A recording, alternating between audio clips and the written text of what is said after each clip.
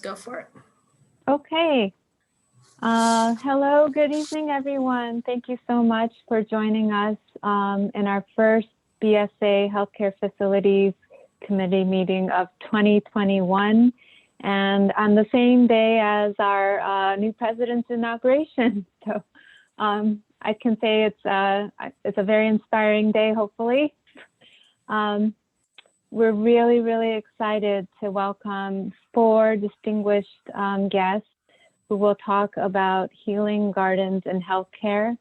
And they range from many different types of healing garden types, as well as a roof garden that grows vegetables. So we're really excited to hear about the breadth of projects. And our first distinguished guest is Khaki Martin, principal at Law Firm Martin Design Group, a Boston-based landscape firm with a primary focus on urban landscapes, including parks, institutional campuses, and streetscapes.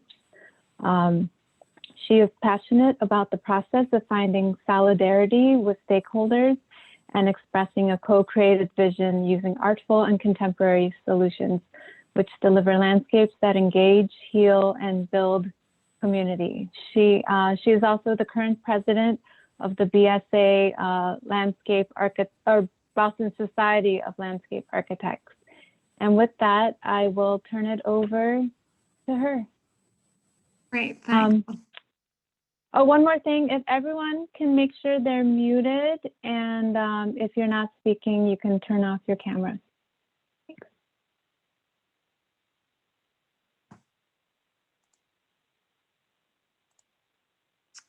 Okay, am I up and running there? Yes. Great, great. Hi and good evening, everybody. It's great to be here. It was a really inspiring day and an exciting day, and it's really nice to sort of end the day actually talking about a topic that also offers a lot of inspiration for me professionally and for our firm as well. I'm going to do a sort of as deep a dive I can in sort of 10 minutes about our work at the Brigham and Women's Hospital in Boston. And so that'll sort of start in and just provide a little bit of context. Everyone probably is aware and understands the extent of the campus, but what I think we tried to talk to the client about right away is that, in fact, its adjacency to the Emerald Necklace is really not to be sort of forgotten, that we see in here. And we were, another shot here of sort of putting the Brigham in context, but I think that the day-to-day experience of being at the Brigham is really a lot about how this slide feels. Very, in fact, very, very removed from most landscape. When we were hired to work on a master plan for the Brigham, we, as we often do, sort of headed back into the history books. And these 2 images were really ones that were very compelling to us. The one on the left saying the view from patient's dining room, and the one on the right referencing a sunny nook for convalescence. And so the reality is that landscape had really always played an important role in the healing process for patients at the Brigham, and I would extend that to the health and well-being of staff and doctors as well. So these were sort of key touch point images for us as we embarked on this project. And of course, again, contrasting it with the reality of what the campus looked like when we were hired several years ago. Sort of moments like this of little scraps of leftover landscape and mostly empty mulched planting beds really was the experience of being there. And I want to give proper credit to Dr. Betsy Nabel, who's the president now, outgoing president. She just announced her retirement in the past week or 2. And so she'll be leaving, but she had arrived from having worked at the National Institute for Health.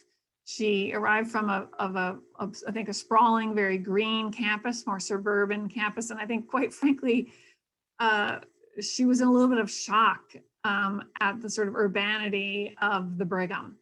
And she made clear her kind of 4 key priorities and her directives.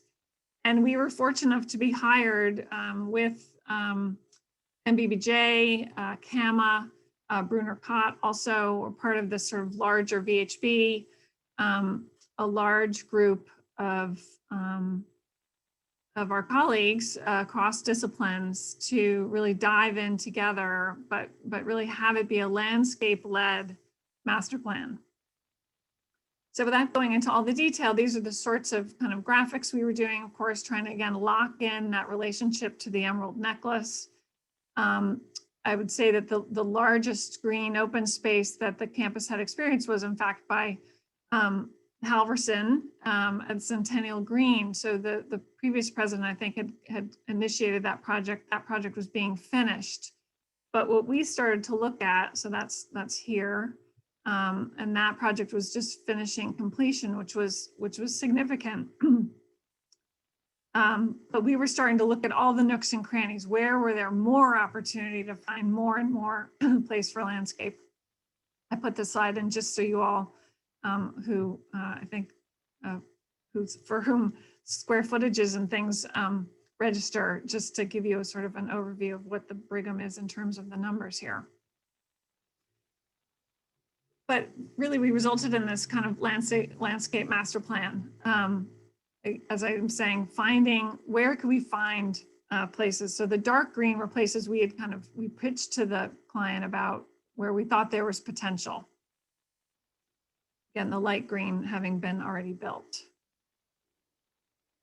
And we also were wanting to talk to them about a very small scale of landscape. How could we do interventions with low investment, but sort of capitalizing on existing conditions? So for example, how could this scenario turn into this scenario? How could we take a roof that was already out there unused, but had some structural capacity to start to make little spaces for people to enjoy, whether they even went out to them or not, but if they had a view to them, we felt strongly that, again, going back to this sort of history and the idea of views, and there's lots of data on this, frankly, around even just views to nature can be healing and helpful for the nervous system. Other examples, so we did a whole series of these little, what we were calling kind of quick wins. How could we get in there and make change quickly? The first one we got off the ground was this one, which is the Pike, which is here shown in that kind of light purple, is the primary corridor that connects all of the buildings. It's the main wayfinding device for the entire hospital is the Pike. And there's one moment where the Pike is glass on both sides. It's probably 12 feet long, bridging 2 buildings. And this is the view on the left and the right, on the west and the east. And you can see this always amused us, and we felt like the maintenance crew was trying. They'd chuck a few plants in there every once in a while on that little concrete planter, but that was the view outside this little moment in the corridor. And so we started drawing, and we started sort of showing how we felt this could transform, that this little moment of passage here could actually be a very different experience if we could, there was a large grade change here on the west side, but if we could build that up and have a sense that there was landscape almost moving through that corridor, that would really be a transformative experience. And we actually were able to get that done, not without OSHA ladders and railings, but it really is a transformed place. And that sort of gave us, it sort of helped frame our thinking about a project that we had underway with MBBJ, which was the Hale Medical Office Building, and how we might find in even the new construction these sort of small, intimate interventions that also would be transformative. So an example here is on the first floor, there's an infusion unit of the Hale building where folks come in and are sitting hooked up to IVs for various treatments and need privacy, but also didn't need to be just staring at the wall the whole time. And we worked with MBBJ to sort of get a a very condensed, long, linear garden tucked in at the edge of the building. So this was, again, the drawing that we did. Here's an outside. Now we're on the outside, the sort of privacy screen of the wood, and the sort of streetscape condition where you're sort of on the streetscape and you're moving through a garden, but also tucked behind the glass. And the wood is this sort of delicately scaled infusion garden for really only for patients in that space. This building also offered an opportunity for a very large roof garden where on the upper floors where really research and lab work is being done. But the hospital also needed a sort of outdoor space for more private events. And this roof garden sort of offered that opportunity. So again, here's one of our renderings, and using the same idea that we wanted the indoor experience. So the idea of being inside and having views out, being on the sort of staff or scientist side, you were able to experience this without having to go outside, that it was part of your daily experience of being at work was this landscape. So moving a large portion of the landscape up against those windows as close as we could, building up the grade, starts to create a landscape for folks inside, and some separation for anyone who's out on the terrace for an event or lunch. And a few other views of that. So again, this view of being in a landscape when you're actually inside, and experiences of being out on this terrace. Another thing I'll just flip back to is this was sort of a destination moment out here at the corner, which has the best views out toward the Emerald Necklace. So anywhere we could to capitalize on views and sort of borrow the view of landscape to sort of improve the experience of the landscape you were in, we also did.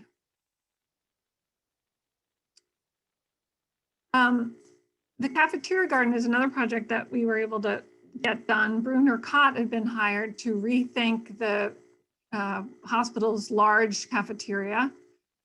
And this is a case where we literally added ground and made ground in the process, and working closely with Bruner Kott about how to strategize this landscape. I think a lot of thoughts have been about, oh, we'll do planters inside. Had been a lot of the initial thinking on the part of the client and perhaps even maybe the architect.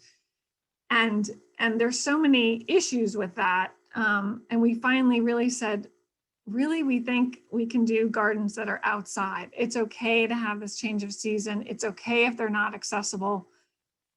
This can really be about views. So this is the existing condition. This cafeteria is being sort of built into the crevice between two of the corn cobs of the tower here.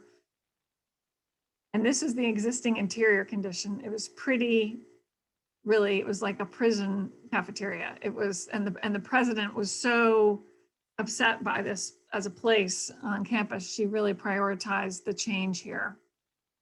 And so in this same space, we again took a similar strategy of kind of attaching on landscape, using landform to create a sense of enclosure and buffer from this back here is the back alley. This is where the ambulances come in.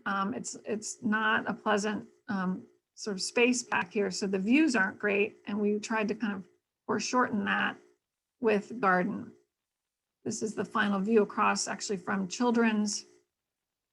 The idea of pushing this cube of volume out expanded the cafeteria, but it also created two edges for each of these gardens. So you can actually, there's a lot of linear footage of exposure to the edges of the garden by doing this move. So these two pocket gardens. And the view from inside. And the strategy here too was that as you arrived at the cafeteria, you would actually get a long view and see some of the taller plant material and start to understand that that garden is even there. And then also it was really important to us to have a really expressive and textured and rich experiential kind of view up close as you sat close to the garden. so that a lot of seasonal change happens here, a lot of textural change happens here. The gardens are sort of similar but different in their categories, in their plant lists rather, and categories of plants. And another view of that. And then sort of that up close kind of ground plane tapestry that I'm talking about that you really only experience as you're sitting in those seats right next to the garden. And lastly, I'll end with a project that hasn't yet been realized. If you know any donors, I'm sure the Brigham would be thrilled to hear about them, but sort of picking up on this idea of filling in these these interstitial spaces left by the 3 round towers. So this is, again, the volume of the cafeteria. If we move around 90 degrees is another opportunity of roof to fill in here. And really this idea that the bed tower would have a healing garden that would serve many floors was the idea here. Enclosure with a vestibule for a winter garden, and then stepping out onto a terrace using a lot of the same strategies that I've already shared with you, using landform at the edges to sort of buffer and enclose. There are also some patient rooms here, so that was important plant material to really filter out views out onto the garden and into rooms. Using the sort of central landform to filter views across, this idea that people need privacy. We need to offer places for a family to be in a moment of grief, for a patient to sit alone if they're and have a quiet moment. And then also using it therapeutically for folks who need to have some exercise and walk, get some sunlight. And so this sort of figure 8 path configuration allows different distances of therapeutic walking to happen or to be measured. And so both the sense of enclosure, but also really needing to maintain quite a bit of privacy and kind of independence. So I think that's my last view. But again, this project we're hoping one day to be realized, but not yet. And I will stop sharing. Thank you. Thank you. Those are really beautiful projects and future projects that you've designed for the Brigham. I also want to mention that this session has 1.5 learning units that are health, safety and wellness credentialed. So Andrew from Mock has put in the Google form on the chat. So if you can click on that and put in your AIA number, you can get credits for this. Our next presenter is Sean Sanger with Copley Wolf Design Group. He's a principal there. He's been there for 35 years. He manages projects from schematic through construction. And he reviews and coordinates all the drawings, provides construction observations, specifications, aids with funding opportunities. He's planned and designed many outdoor spaces for urban, mixed-use waterfront, children's play, academic, corporate, roof deck, and multi-housing clients. In addition to the Spalding Rehab Hospital in Charlestown, his experience includes the Wharf District Parks on the Rose Kennedy Greenway, several park and playground projects for the Boston Parks and Recreation Department, a new student recreation center, and several prominent courtyards at the University of Connecticut. He's been a resident of the North End for over 20 years and volunteers his time to the Old North Church. He also serves on the boards for the Downtown North Association and the Boston Architectural College. And I will let him take it away. Thanks, Cindy. It was pretty long. Let's yeah, we'll jump in and have some fun and look at some photographs. So Spalding Rehab, amazing project we were fortunate enough to be a part of and work with at the time, Partners Healthcare as well as Perkins Well and VHB. But it was a project for us. It was completed in 2013, that spring. And we've got about a three acre site able to work on. And it's in the Navy Yard at the far end that actually looks out over onto Chelsea at the far end of the waterfront. Let's see. Oh, let me get to the right page. Sorry, there we go. So here we go on site. I'll start with some renderings and then we'll kind of jump in to a lot of the components that we worked on and were developed as a team. So we've got about, as I said, a 3 acre site. We worked really heavily with the staff on site. This is basically a relocation. They were originally over behind the garden on the Charles River, and they moved over to the Navy Yard, as I said, in about 2013. We've got, as I said, 3 acre site, pretty much bounded by water on 2.5 to 3 sides, with the drop off, pickup kind of in this location. And I will say it was a great project in the sense that kind of worked hand in hand with their clinicians and their physical therapists. They had a great kind of outdoor space, so they were used to having some programming space outside for therapy. But obviously, when we moved over here, this was a brand new kind of a clean palette in order for us to work on. So this was definitely a new experience for them and a new one for us as well, to kind of get into the heads of the physical therapist. So tight site, building takes up most of it. We do have 2 levels of parking that sit below the building itself. So limited really kind of in this outer perimeter. So we're really trying to maximize our use of the space. So we've kind of laid out what I'll call a kind of an outdoor physical therapy loop. We've got about 1/4 mile that walks around here.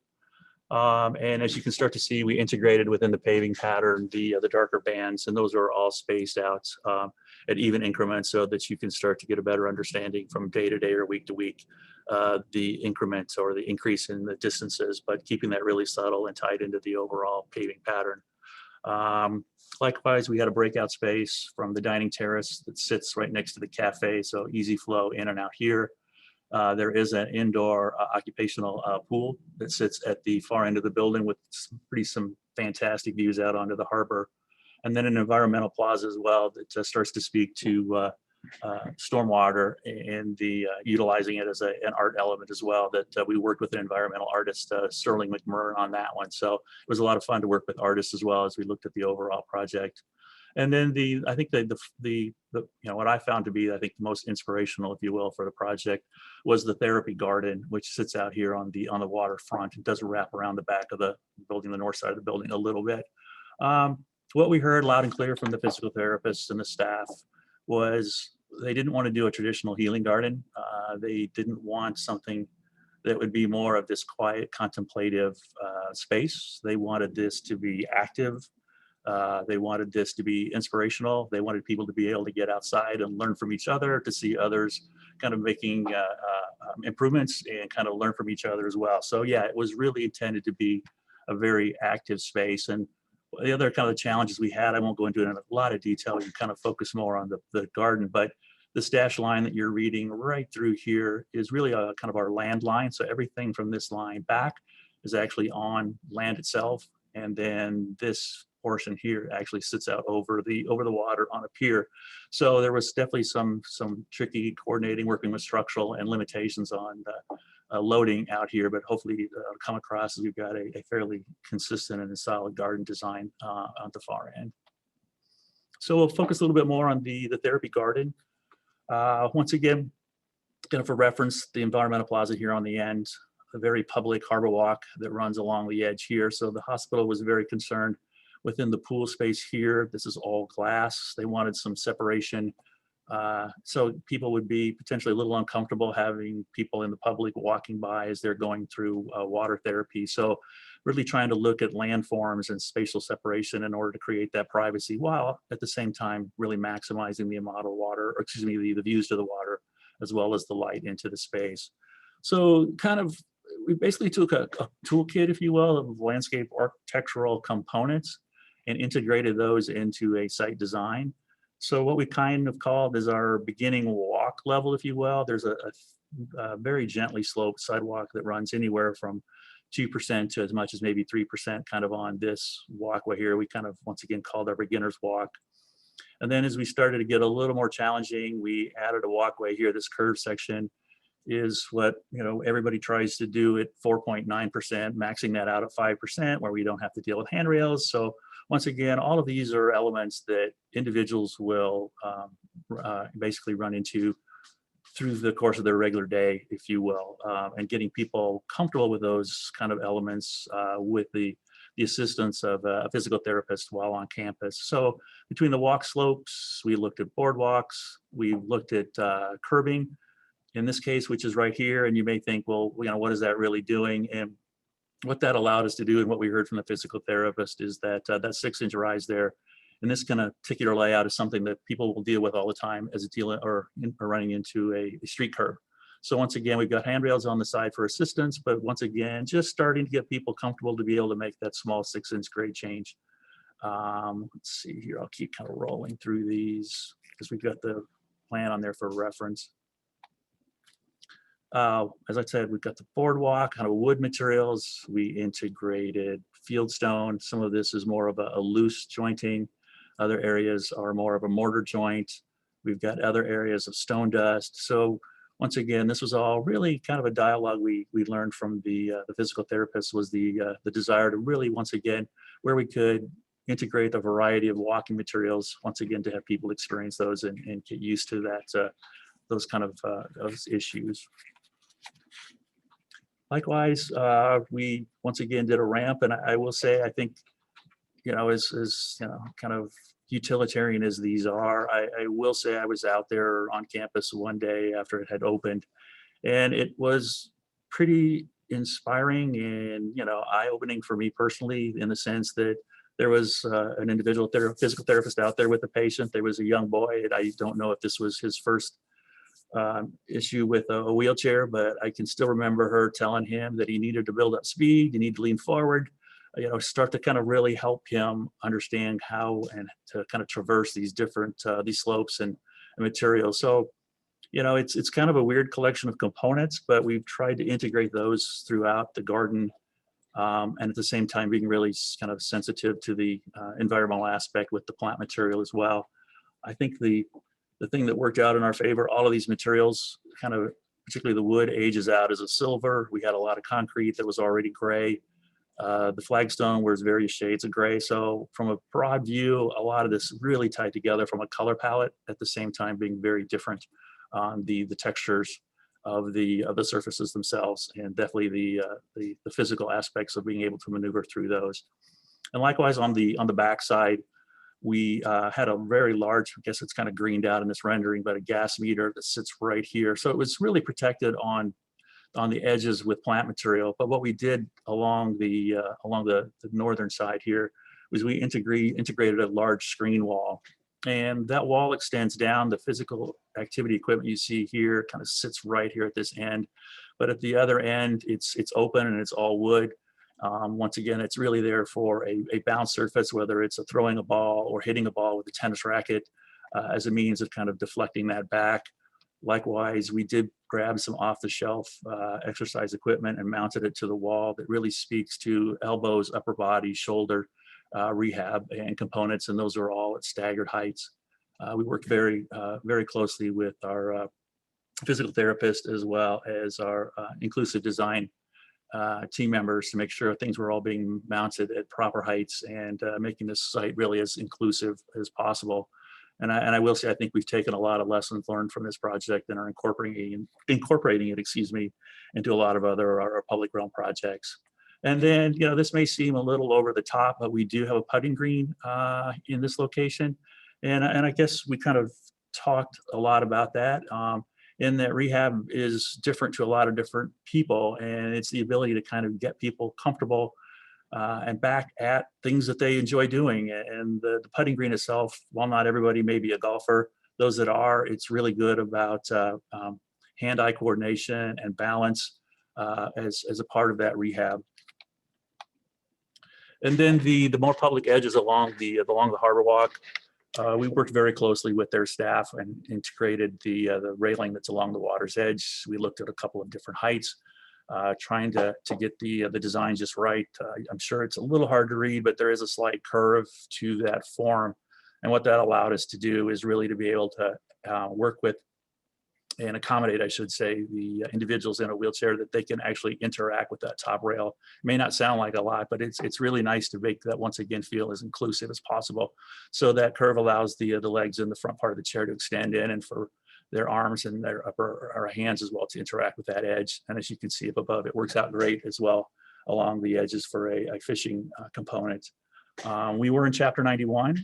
As a part of that, we integrated a fish cleaning station. Once again, we've kind of got that at 2 levels as well, with trash and a water component right here. A lot of the other components was interpretive design along the edge.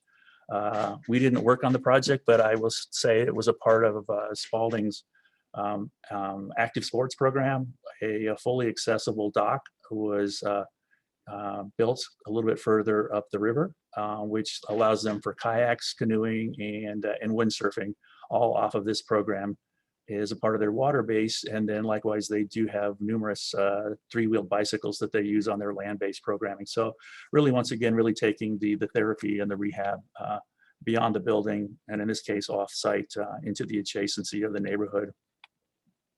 And then the other thing is really important that we learned was the seating, and understanding that there's a variety of seating, whether it's the heights, backs, not backs, arms. All of these things make it easier for people to sit or to be able to get up off the chairs. I'm sure I'm speaking to the choir here, but it was definitely really good to have that kind of reinforced to us as a part of the design. Another thing that we learned along the kind of that perimeter loop, as I said, it's about a 1/4 of a mile. We looked to introduce seating where possible, and it didn't always necessarily have to be a bench with a back. There are other places we introduced just kind of small lean rails. Once again, it's just a chance for somebody to pause and to kind of take a breather before they continue on or before they head back in. Once again, another piece that may seem like it's a little bit extra or over the top, but we worked with artists within the design, and they came up with a whole kind of series of sculptures that speak to the flora and fauna of the area and the inner harbor. And this came out of a discussion with the physical therapists who were working with the individuals with brain injuries. And what they wanted to create was a scavenger hunt that's outside within the garden. And instead of doing kind of geometric forms or letters, we talked about it, and this turned into that program where we introduced the sculptural form. So it's an opportunity, once again, for a bit of a reprogramming, if you will, of the brain. And then for inspirational aspects as well, we have numerous quotes kind of in the quiet pause moments within the garden. And then kind of following where Khaki was as well, certainly the seasonal aspect of the garden. While it was intended to be, definitely a very active and inspirational space, we do feel that within certain times of the day, there will be those quiet moments to have a bit of respite in the space. Obviously, the site being located on the harbor, the views are spectacular. Back to the city as well, over is to East Boston, and then likewise the introduction of a really strong seasonal palette within the space was really important. And I will say we didn't put signage and kind of interpretive out here, but I would say a majority of the plants we actually learned were going to be considered medicinal if you go back to more of the native Indians and the plants that they used for their medicine purposes. So it's kind of interesting to learn that as well through the course of the project. And then finally, kind of the last slide that I've got here is, it's just want to kind of close here, but it was pretty amazing. The project itself and the way we looked at kind of the healing that came out of it. The project, or the kind of the excavation you're seeing here on the upper left, is the start of the work to put in the 2 levels of parking below the building. And what we amazingly found was a series of old submerged live oak, and I believe the other ones were laurel or white. I'm not sure, but we definitely had 2 varieties of oak. They'd been in the water, in the mud, completely wet, so they never rotted. And they used these as timbers that they used for repair on the old wood ships in the Navy Yard. So it was an awesome find. Definitely some of those were incorporated into the site design with some seating elements by Sterling. And the other really cool thing that came out of that though is what's the name here? The Charles Morgan, the ship you see down in the lower left, was being rehabbed down at the Mystic Seaport Museum. They actually took a lot of those timbers and used it to rehab the ship. So it's kind of cool that we found those. The site helped rehab the Morgan, which is one of the last of the whalers, all wood that's in existence. And then the site itself was a brownfield site. You can start to see kind of the intensity of use back in the prime days, if you will, of shipbuilding and the destroyers and the fleet that was in Charlestown. And obviously not always some great things leaked into the soil. So we were able to kind of work with the team, and then the expansion of the Menino Park that was done by Weston and Sampson in the foreground here has really created a public space that is welcoming and open to all. And then finally, as it starts to talk to Spalding's mission, obviously the ability to get people healed as well. So I think it was a really cool kind of story that came throughout the project of the ship kind of got healed, the land got healed, and then obviously our ongoing mission has obviously been about getting people back to as close to normal as possible within their lives, and kind of back to the way they want to live their lives. So it's been kind of a really interesting journey, and certainly a really fortunate project to be a part of. They kind of opened this up right after the Boston Marathon bombing. So that was back in 2013. I think they had their opening maybe a week or so later. So you can imagine kind of being the intensity of moving from an old facility to a new facility, and then to be able to be kind of on the spotlight, if you will, from the national standpoint of taking care of some pretty intense injuries. So it's pretty awesome. They're doing really amazing, inspirational work over here, and certainly, once again, really fortunate to be a part of the team. Thanks, Sean. That was very inspiring, and my kids really love going to that playground right there adjacent to it. It's a very holistic and inclusive space where people can really use it in different ways. So thank you. Our next guest is David Maffio, Senior Director of Support Services at Boston Medical Center. He's responsible for coordinating support services there, including food and nutrition, environmental services, patient transportation, laundry, guest support, interpreter, and mailroom. But he really leads the organization's sustainability efforts and plays an active role in the hospital's emergency management team. So he will be talking about their roof garden.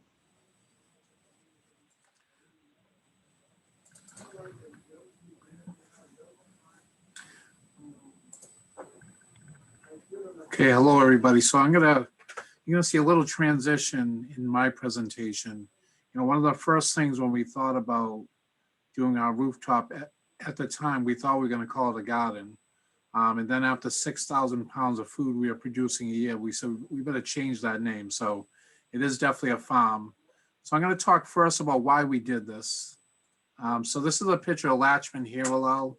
He's a diet technician here at Boston Medical Center. He's been here for 30 years. He leads the first of its kind therapeutic food pantry in the country.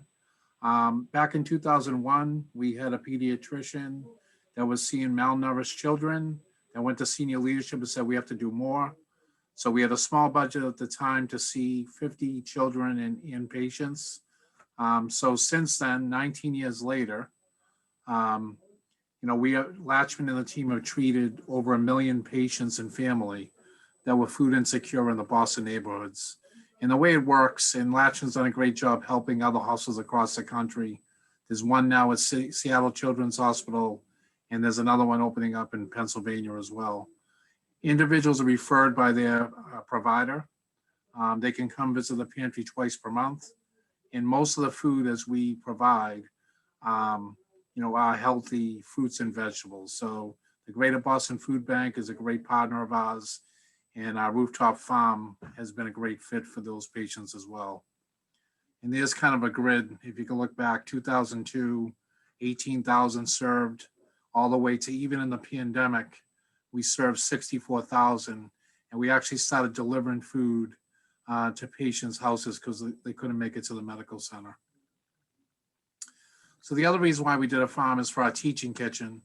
This is our teaching kitchen located in our busiest cafeteria in the Yankee building. We use the teaching kitchen to teach several classes: diabetes, cancer care, weight management.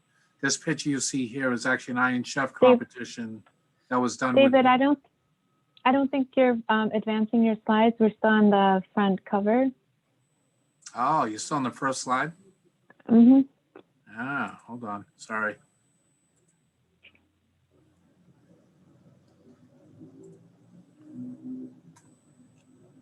Can you see that now? Yes. All right. So Yep. there's Latrin. I already talked about Latrin, so sorry about that.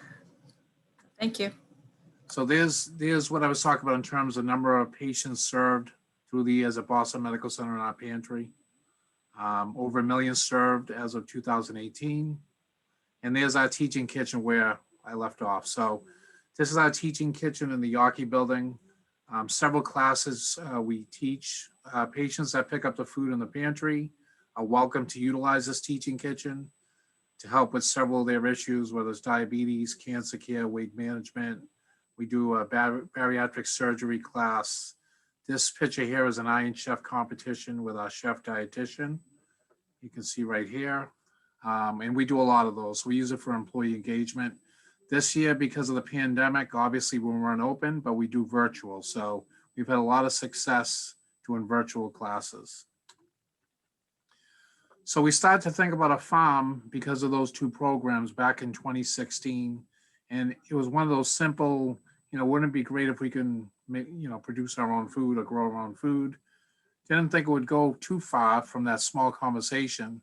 And as you can see in this slide, and 1 year later, we had a farm on the roof of our power plant growing 6,000 pounds for our patients. But this is how it really started. So a partner of mine, John Stoddard, who works for Healthcare Without Harm, he also has a rooftop garden in the Seaport.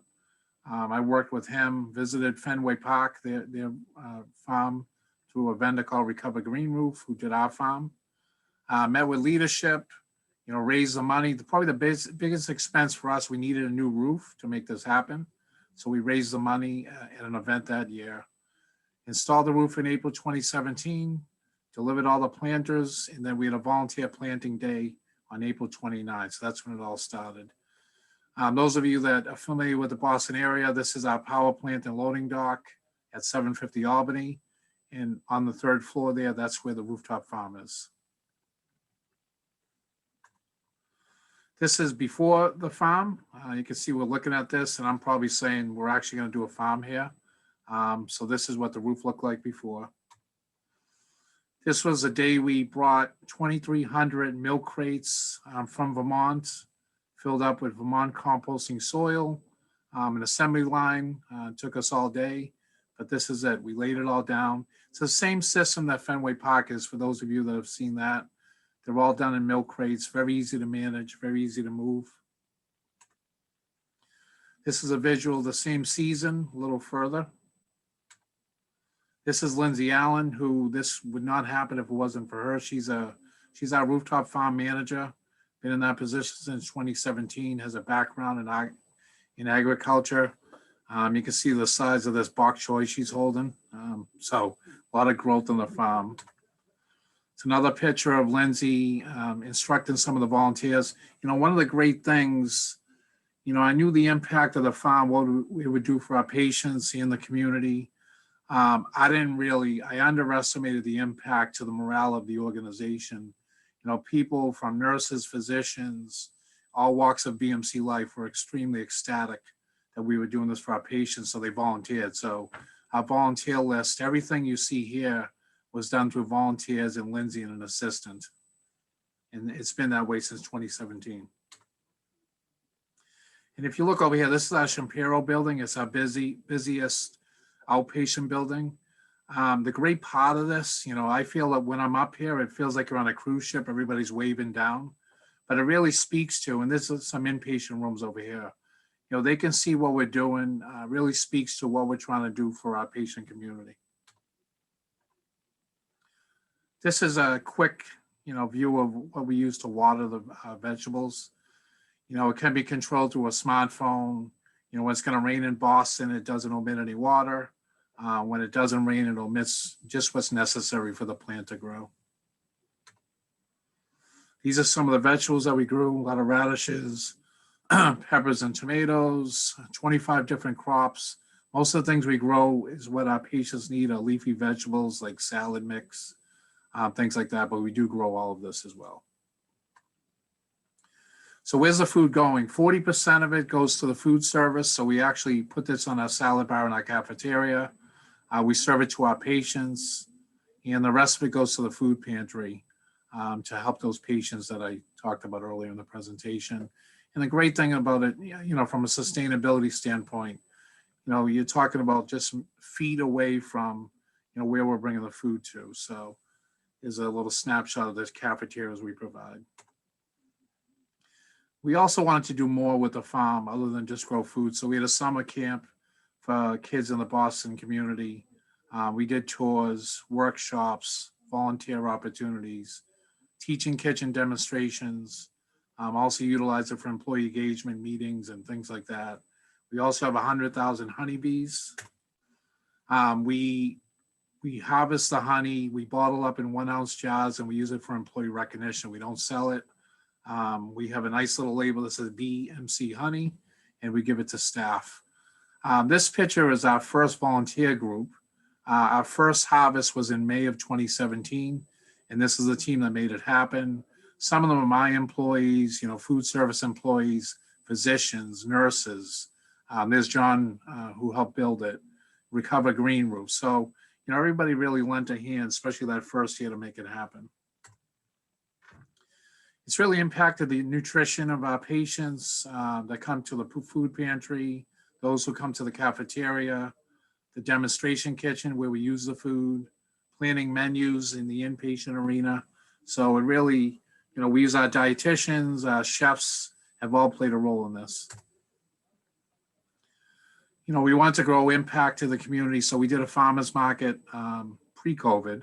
We did a farmer's market weekly in one of our cafeterias. We do an educational video series that Lindsay does, a lot of marketing and awareness, public tours. But there's also other benefits of doing this. And, the prior presenters mentioned this as well. Stormwater management, urban heat island reduction, or a couple other reasons to do this. This is something that Recover Green Roof did, in Boston in June. The temperature coming off a black bare roof versus the temperature coming off a vegetated roof, like the one that we're providing. Huge impact. Energy savings, there's economic benefits, up to 40% energy reduction in the building. Increase the life of the roof 2 to 3 times. Stormwater management. There was also a study done in New York on Jarrett's Convention Center. Their largest green roof, 6 city blocks, $3 million in energy savings when they did this, 26% less energy used. Our first year we got a lot, actually, even for the last 4 years, a lot of publicity and media attention really from around the world on, it's not really prevalent in the healthcare industry to have a farm on the roof of a hospital. A lot of hospitals have farms next to them. So we got a lot of attention, which is great. A lot of my colleagues across the country started to think about how they can do theirs. And we do a social media series in the summer that Lindsay does called Friday in the Farm. We're really trying to create a resilient community of growers. So she's teaching people in the community how to grow on their own. And there's a picture of our farm at night. There's a bridge connecting our ambulatory and inpatient building to the Rooftop Farm. Thank you. Thank you, David. That was very inspiring. I can't believe how much you grew in just a few seasons. And you must have good return on investment on that project as well. Our next presenter, Brian Jarrett.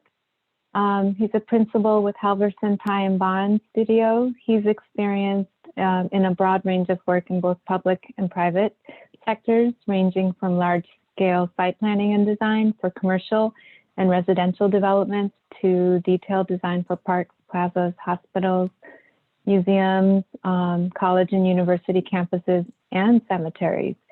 His passion for design and resiliency is evident in his work researching innovative materials and structural solutions.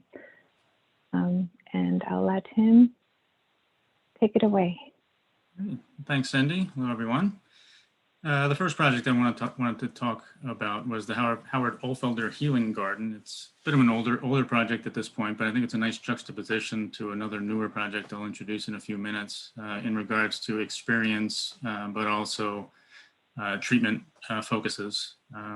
This healing garden supports the Yankee Cancer Center. And its treatment focus is an outpatient hospital that's treatment focused versus therapeutic, which we'll discuss later. This one has an optimal positioning on the 8th floor of the building with stunning views to the Charles River. It's just really ideally situated. In terms of the process for this one, something to note was that and we recommend is that a design advisory group was formed, which is, maybe 30 folks from the hospital, facilities, doctors, whatever it may be, who share their information. But what really helped the process was establishing a working group, 6 people who kind of represented the larger group and could synthesize all that data for the team so they could have the project move forward.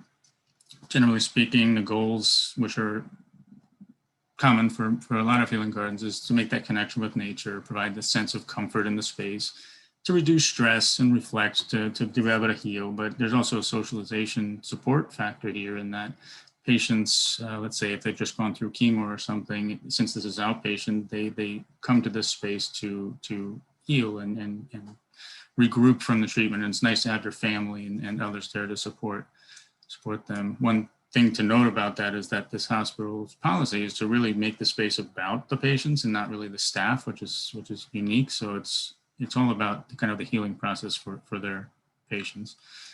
Specific requirements associated with cancer were kind of protection from sunlight because they're more sensitive to UV, avoiding fragrant plants, which, after going through chemo, you have a heightened sense of smell actually. So it can almost make you nauseous if you smell things that are overly scented. Avoid things that are metallic in appearance, meaning, something that's shiny or polished like stainless steel, because during treatments, you often have a metallic taste in your mouth. So it can be really off-putting to see metals in the landscape. There's a desire for a walking loop, but this was more of a sort of a metric of exertion almost, to see how far you sort of get around before you're exhausted, and then other milestones as you progress in your treatment that you can make it around the loop. Again, I mentioned it's a treatment versus a rehab garden, and there was a desire to have a four-season indoor atrium associated with it. The design philosophy for it: strong natural materials, varying size gathering spaces for refuge and also larger gathering opportunities, clean and simple, rich plantings. I mentioned the indoor atrium, and the notion of kind of turning the space obliquely to the parapet kind of created an open sense of a sense of openness and didn't feel quite as pinned in. And another thing, a design move that was batted around and discussed quite a bit was the foreground and background notion. So you'll see that we introduced planting all around the perimeter, except for one space on the side, to keep everyone away from the edge, so that you wouldn't necessarily walk up to the guardrail and look down and be reminded of the ambulances and the stresses of the city and so on, but that you're embraced within the space, and then you have the long view to the Charles River. This is an example of kind of one of the more intimate spaces in the garden, and exemplifying that design move to kind of put the planting up to the edge so that your focus is the view, and kind of it can take you away from the hustle and bustle of the city. Looking back into the space, again, you can see a number of varying scale gathering opportunities. On the far left is slightly larger opportunity, and on the right side, tucked into the kind of loop path, is other opportunities to sit and gather with folks. And of course, right in the middle is the indoor-outdoor relationship, extending the kind of gathering opportunities throughout the winter, and still kind of allowing that outdoor connection seasonally. infused in the garden are a number of kind of more moving elements I found. Obviously, water is something that you always like to introduce. It's a calming effect and a healing effect in itself. But it's the hospital's policy also to look at this garden as a garden of hope and not one as one of like remembrance. So everything in the garden, for example, donor plaques you see in the upper right, they have to have hopeful messages. There's nothing that can be in remembrance of anybody, which I thought was really special. They introduced an urn with touchstones, which are kind of just river stones, which they have a sign actually encouraging you to take these for wishing and hope. And something that's really moving is that, some recovered patients have now traveled the world and they bring stones back, as not an offering, but kind of something supportive of those going through what they're going through at the moment. So I thought that was pretty powerful. So jumping onto kind of a completely different type of project here. And unfortunately, I learned recently that we're not allowed to reveal the identity of this project due to COVID and the fact that it's on hold at the moment. So you'll hopefully within the next year, you'll be able to learn more about this. But the project is a neuroscience building, so it's more therapy oriented than what I previously discussed. And what you can begin to see here is the very different type of space that we're working with in terms of exposure. We're on the 4th floor of the building, but so completely surrounded by buildings within this courtyard space on the interior. So general goals for this one were again, refuge, sense of comfort, socialization, everything we've sort of discussed, but there's a component of therapy that we wanted to add to this one. And this could also be used as a staff retreat. So they envision folks coming out for lunch or coffee and so on. So it really is an opportunity for socialization, which can be healing in itself. In terms of neuroscience, some things we learned were the desire for kind of winding paths for the therapy use, which Sean discussed on their project. In doing so, that you're able to kind of hopefully regain impaired abilities, reduce recovery time by making that connection and utilizing the space, and gaining an enhanced sense of control. They're often trapped inside at the mercy of doctors all day long. So just the simple act of getting into the garden and making your own decisions is kind of builds that sense of control back. And finally, sensory stimulation, very different than at the cancer hospital. The sense and kind of sounds and tactile experiences can often help jog memories and so on and be desired in this type of atmosphere. The space itself is just very long, rectilinear space. It's surrounded by beds and office space on all sides pretty much, except on the far right side is your kind of reception elevator access point. And given that the space is recessed within the space and pretty much is going to be in shade for a good portion of the day, we just decided to embrace that. And let's look at this as sort of a shaded woodland garden if we could. We thought that the trees themselves would help serve to both provide privacy for all of the rooms on both sides of the space, but also kind of introduce that connection to nature to those to the upper floors.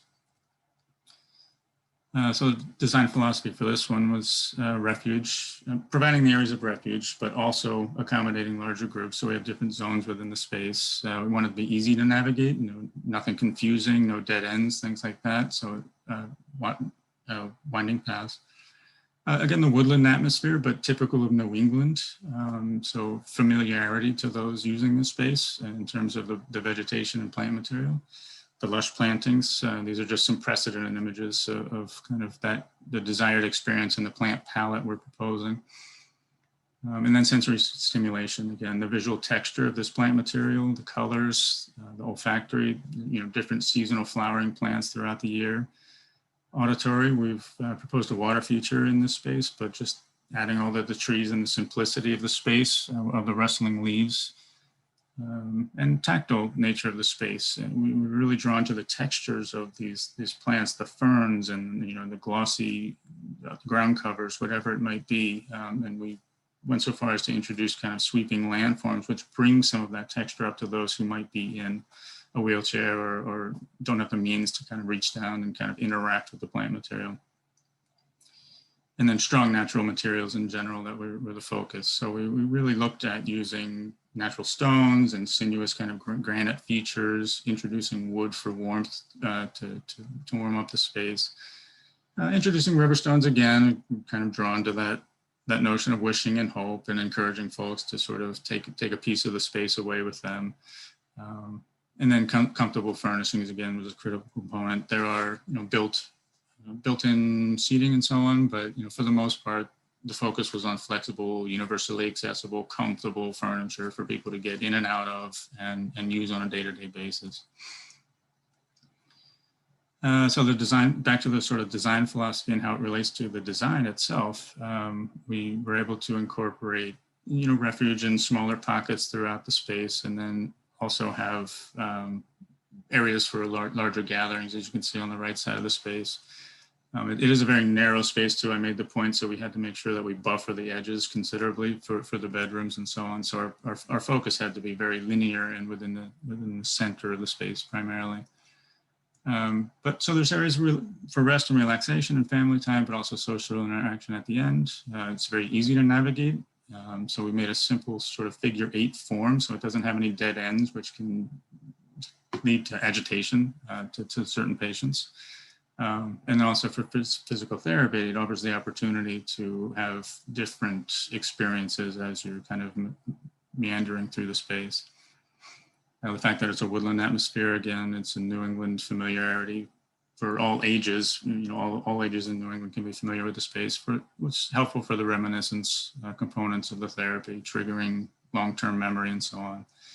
And sensory stimulation, the plantings, which we've discussed, landforms, and on the right side, you know, you start to get a glimpse of the water feature we proposed. Nothing ever is easy to build, as easy as it looks. So we did as well have this is all over the roof, half of which is an existing roof. So there was significant loading concerns for half of the space. So we had to do very specific calculations in terms of the loading of the materials and that are on the roof and how much styrofoam we needed under certain areas to be able to accomplish our goals. These are just a couple of sections to show you how that sort of came to fruition in terms of the styrofoam building up under hardscape elements and then sort of dropping in certain recesses. Almost, we had a secondary grading plans and so on associated with the styrofoam elevations versus finished grade elevations. So here's the first glimpse into kind of how the space we hope will come to life in the future. This is more at the southern end of the space. So we see this as being closer to the staff entrance. There's a small entrance off to the right that's staff only. And so we see this being where folks can gather for coffee, have their lunch, whatever it may be. It's open to the public as well, obviously, but we're imagine this space would get the most use by the staff. Sort of progressing through the space, you start to see we're within that figure-8 form now. So this is where most of the therapy will take place. So again, very clear direction, but also a simplicity and no dead ends and kind of encouraging just interaction with the vegetation. You start to see how some of the landforms around you are sweeping up and down. So you're able to kind of interact with the vegetation. And again, this is from a visual and tactile experience. I mean, it's all about texture and you know, we've got the planting palette, but it's really wants to be soft and welcoming and warm and just really kind of jog your memory of those hikes through the woods or whatever that experience is. They can put you in that mindset to heal and feel certain comfort. Finally, we're in the kind of more active end of the space now. This is where we're introducing kind of a water feature that appears to sort of seep out of the hillside was the kind of design intent, offering the kind of a sound within the space and dribbling down into the reflecting pool and filled with the river stones. You see the introduction of the wood to kind of warm up the space as well seasonally, and various kind of flowering tree elements around the edges. But again, this is the largest space, so this one we see is kind of the mixing pot, if you will. I think it's a great opportunity for socialization between, doctors, staff, family, and patients, which is a critical component of the kind of healing process. And this is just a glimpse of how the space might look at night. Adding certain atmosphere in these spaces, it just extends the lifespan of your garden use. So, but it has to be subtle. These are bedrooms on the side, so all lighting in the space is very subtle. This probably looks brighter than what it would be, but we focused on introducing simple uplighting on certain trees, nothing too bright. The lighting of the fountain and so on is cut off from under the deck, so it won't ever reach up over the point into any of the bedrooms. Lighting in the space is on various pole lights pointing down, but it's just sort of simple pools of light within the space, but it'll really kind of extend the opportunity for them to use this space later in the evening, which we all know. We've spent a lot of hours in hospitals, I'm sure. People don't just stop kind of at the end of the workday. So, but that's the last slide I brought as well. So I'll turn it back over to you, Cindy. Thank you. Those are beautiful, beautiful renderings, and I love the MGH garden. So I'm going to turn it over to Sarah Markovitz. She's going to give you a few roundtable questions. I think we also, if people have questions for our panelists, just start putting them into the chat, and then we, can forward them on.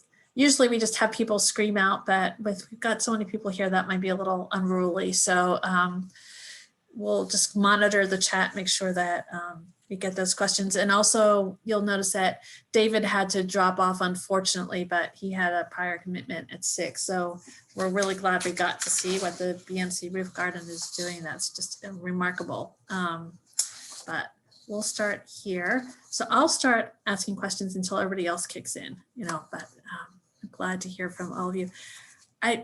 Those were all just so beautiful, beautifully resolved gardens, and so thoughtful in their different ways, and very interesting in how they're particular to some particular kind of patient groups. And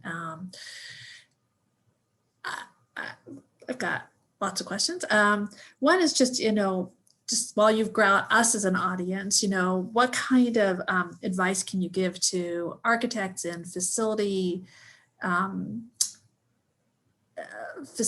managers and owners about how to get you involved at the right time so that we can end up with a beautiful, successful garden like this? So what can we do to ease the way to such a beautiful and successful result? And I'm just gonna, Brian, you are last on. Why don't we start with you going the other direction and all right.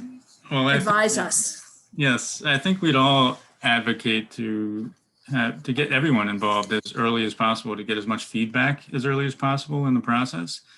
I'd always advocate, if you will, for like a master plan phase before everybody jumps in the schematic and so on, just to kind of get all of that information out and exposed. Because I can't tell you how many projects we've worked on in which you can get pretty far down the road and you'll uncover a utility of some kind that really makes you alter the building form completely, just something that you weren't expecting because the right people, all of the people, let's say, weren't at the table right off the bat.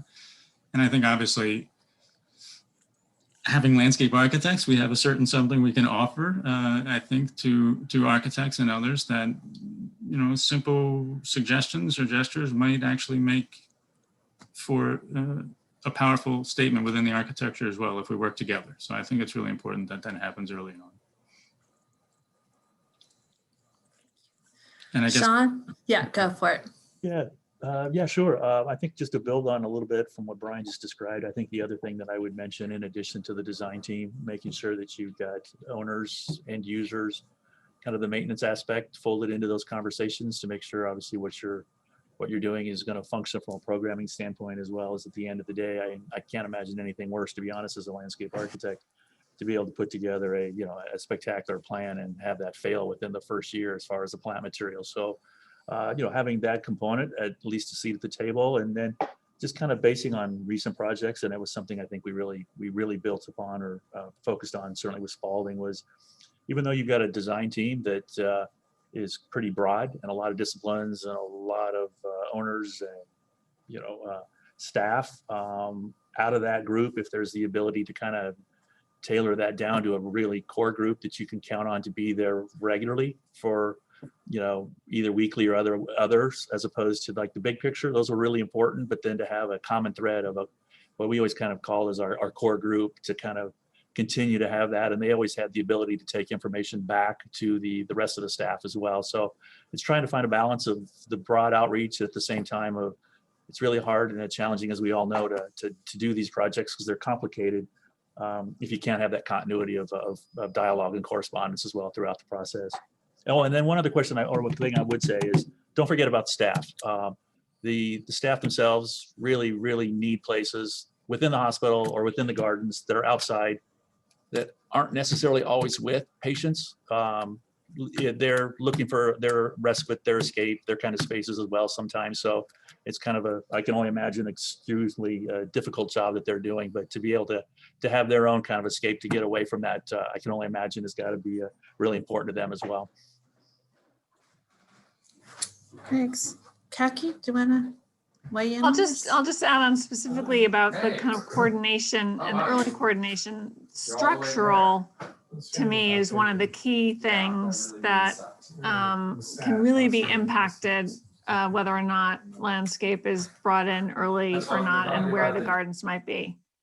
So, you know, getting too far down the road with structural without having some sort of landscape strategy overlaid on it, especially if you're wanting, you know, landscape on structure, I think can cause problems for the whole team, for the client, for the budget. That's the one discipline, you know, in addition to with architecture, where I think it's so critical to be having those conversations early.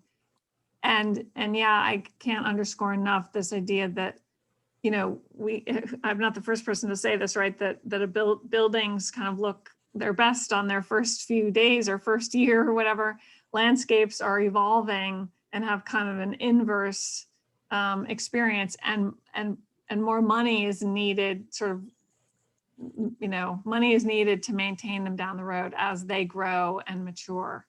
And administrators need to understand that money has to be put aside, that we bump up against this where the head of facilities is saying, it's not in my budget to take on this whole new garden next year. I don't know what to tell you, you know, kind of thing. And I think there's a disconnect there frequently, not just with hospitals, with many institutions.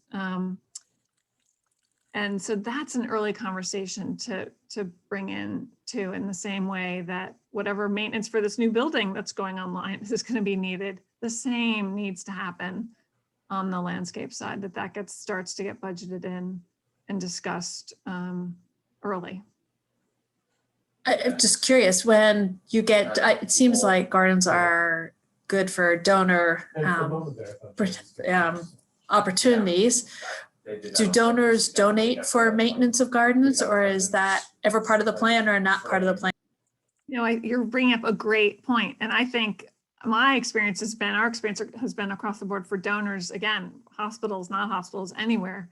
It's not glamorous to donate a maintenance budget. It's just not glamorous. And it doesn't feel as good or something. And so I think we always try to work on that they're donating to it, and some amount of that money, it's in addition to, right? And it's helping perpetuate the story of this wonderful donation they're making, and try to help, you know, all those people who work so hard raising funds in development. But it's not a glamorous thing to talk about. And I think donors don't often embrace discussions around maintenance. but it's necessary to kind of have their gift be enduring. You know, I mean, that's the story I think that needs to be kind of talked about. We need to help development officers and whomever to sort of tell that story in a way that feels compelling. Right. You know, that it's yeah.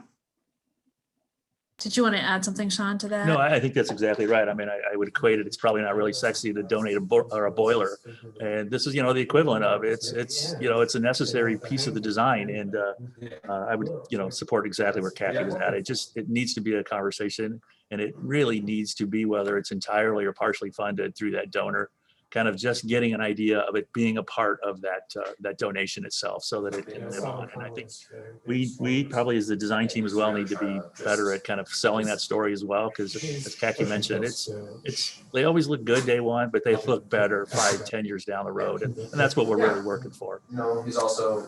Yeah. So, Yep, go so ahead. there's a question in the chat that I think kind of builds on this. There was a question about considerations for winter maintenance, snow melt systems versus snow removal, and salt management. So just kind of all season maintenance for these gardens, I think, especially for the ones that are sort of internal to the buildings. Well, I will just note that the second project I mentioned, the unnamed project, that was a focus for the client. So all of the primary pass systems, both in the roof garden and on the ground floor, have snow melt systems, both at the drop-off areas, all access into the building. It was a primary concern for the client, just both for reducing ongoing maintenance, but also keeping these spaces open as long as they can, because they're critical. I mean, people need a place to escape and get out of that building if they can. And you know, you don't want snow limiting that regardless of the temperature.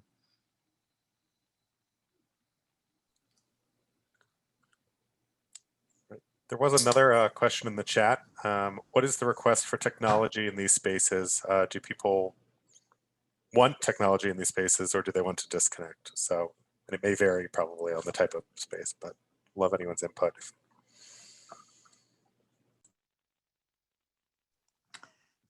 That's a great question, and we haven't had on hospital work.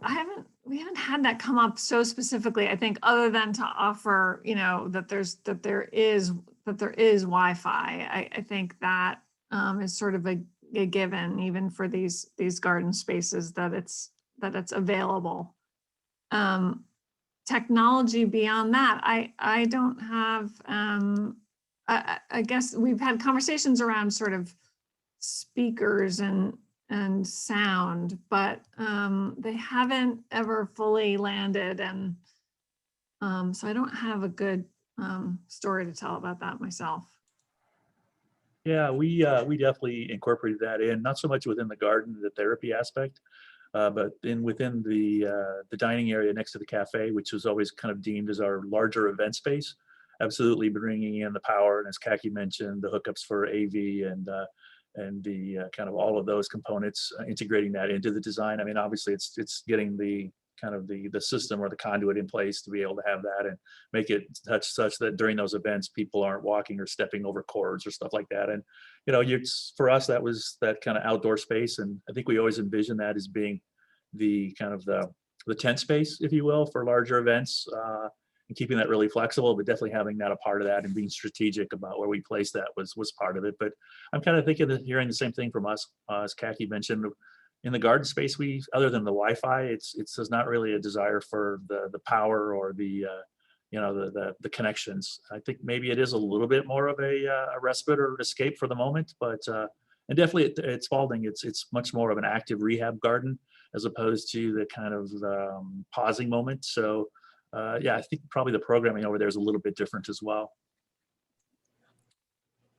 With that, I just thought of another question with, you know, the pandemic and everything, and the need to kind of have safe spaces for people to be, and be outside is often seen as a more safer space. Have you seen any changes or any other discussion with, are people trying to go outside to work, or, you know, obviously we've seen things like dining and other respite spaces, but have you seen had any other discussions around that?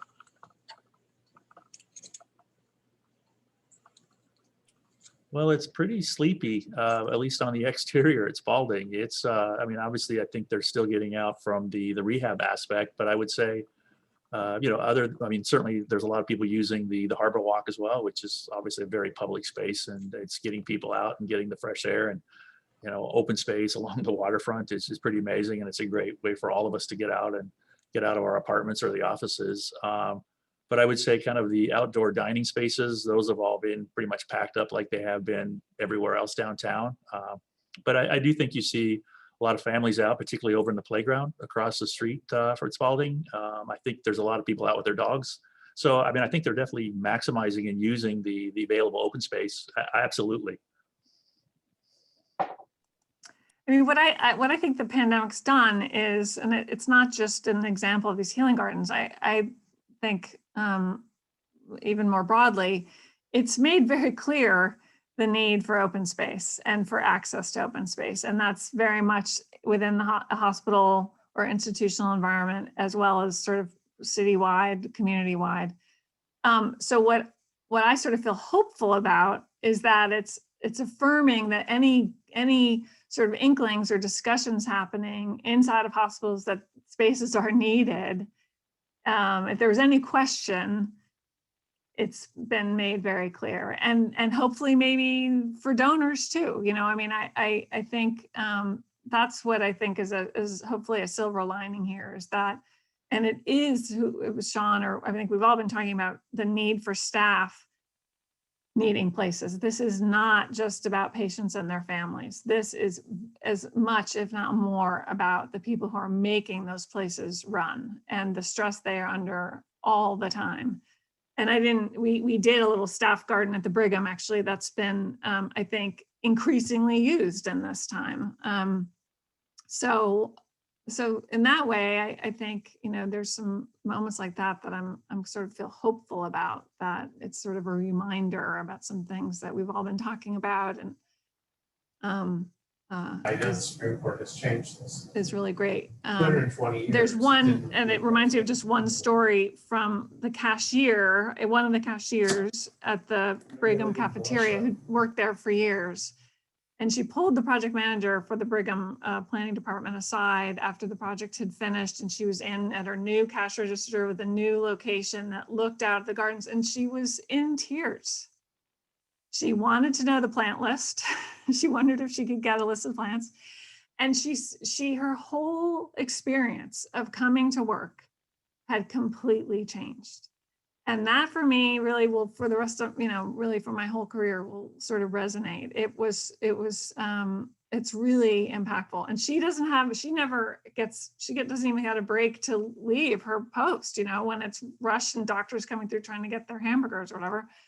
She has an intense job with stressed people trying to check out with their meals. And that, you know, was really a great reminder about how hospitals are run and who makes them run, and who needs stress relief as much as, you know, the top, you know, neurosurgeon or whatever. So these anecdotes are great, and you know, the point about staff needs, I was just wondering, do you guys do any post-occupancy evaluation and have a sense of whether it's patients or staff or who uses the gardens and when and why, so that we've got some ammunition when we're going after this? Is that part of your work at all? I personally haven't. We have tried, and still it's something I need to sort of get back on. This conversation's reminding me of that, but we've tried figuring out grants, or how can we work with, you know, public health at Harvard Medical School, or what's the way that we can really start to put numbers to it, and how can a planning department within a large institution then have it to go up to the higher ups who are holding the dollars, right, to get their agenda and their initiatives and their big thinking, planning thinking pushed forward. And so I don't have a success story on that either, unfortunately, but we've had lots of conversations about it, and with our clients too, you know, and So,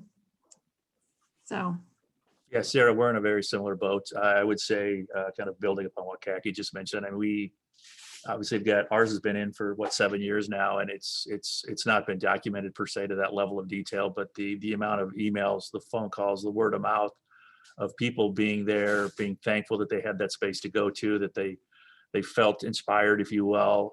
It really helped them through the process. I mean, those are all wonderful things to hear. And, you know, just to be able to kind of share that with the design team and across the board is certainly, as Khaki mentioned, is really kind of, it makes the projects really special and feel like you're making a difference. That's for sure.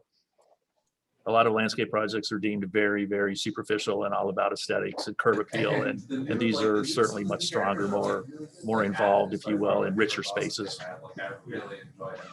Yeah, I mean, they're just all so beautiful. Oh, yes, we've got a question here.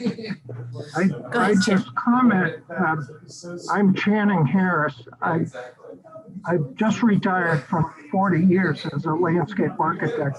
But we did, with Towers Goldie, we did a Yale New Haven Hospital healing garden up on the 7th floor of their Smilo Hospital. And last year, it was reviewed very objectively by Naomi Sachs, who has kind of carved out a niche as an expert in the science of natural space therapeutic benefits. And she's published quite a lot, including reported on some of the benefits of gardens. She's the big name to look for. Yeah, that's great, because I'm looking at right across at my bookshelf that has Claire Cooper Marcus, but that's, you know, of a different generation. So I'm glad to see somebody else is carrying on that kind of research. Naomi and Claire have co-authored some publications, so they're connected. So that's great. We're down to our last couple of minutes here. So I just want to thank you all again. And just one more, just to kind of comment on relevance. I was just reading an article today on what is top of mind of CEOs in the COVID period for the last 10 months. And number 2 was staff burnout. And you know, and I think anything that we can do to improve staff resiliency, you know, in addition to the patient experience, is really important. So I thank you all for all of your work, because I think it's just, you know, remarkable what you do for patients and staff. And hopefully everybody here sees value going into the future as we look at our next projects.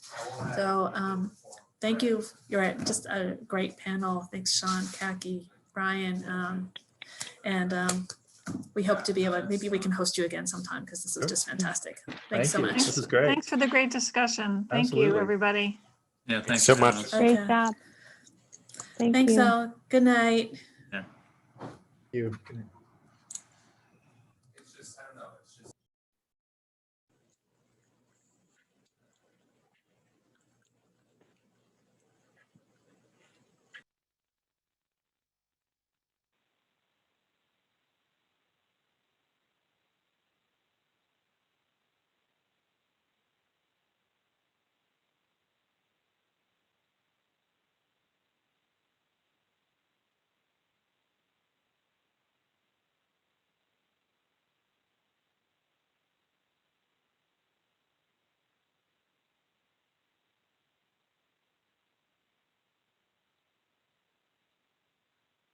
Oh, Andrew, I thought we were gonna talk about next month.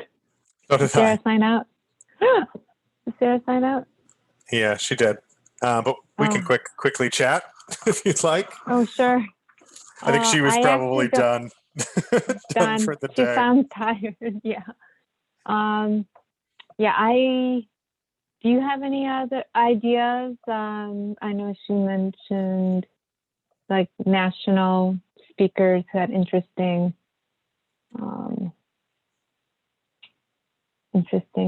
stuff that you could kind of tap into. I don't know if you kind of Yeah, I mean, wrapped your head. yeah, I mean, I can definitely reach out to people and just, you know, see if anyone in our firm, or if there's another firm that hasn't presented for a while, we can ping them and say, do you guys have anything you want to share? I know.